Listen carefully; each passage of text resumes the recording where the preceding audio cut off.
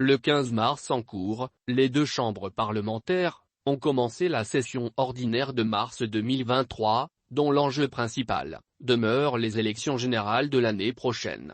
Ces parlementaires devraient traiter avec dextérité toute la législature en rapport avec cette question, comme le leur avait recommandé le président de la CENI, lorsqu'il avait été reçu par les deux bureaux pendant les vacances parlementaires.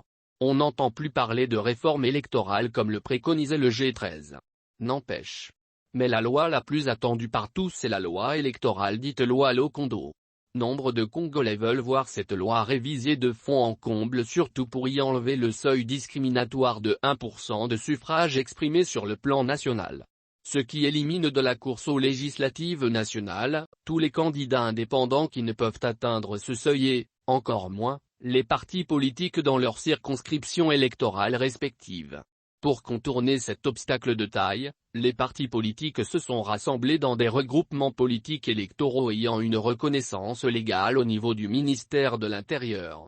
Ce sont ces regroupements politiques mis ensemble qui vont atteindre le seuil de 1% du suffrage national, c'est-à-dire le nombre de votants dans toutes les circonscriptions électorales du pays. Ce seuil qui est anticonstitutionnel, parce qu'excluant de la course les candidats indépendants, n'a plus sa raison d'être. Il doit être extirpé.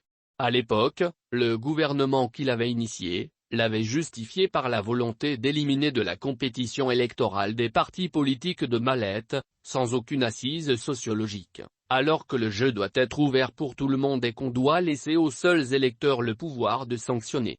Ce qui laisse à penser que toute loi, en l'occurrence la loi électorale, doit avoir un caractère impersonnel pour espérer durer dans le temps.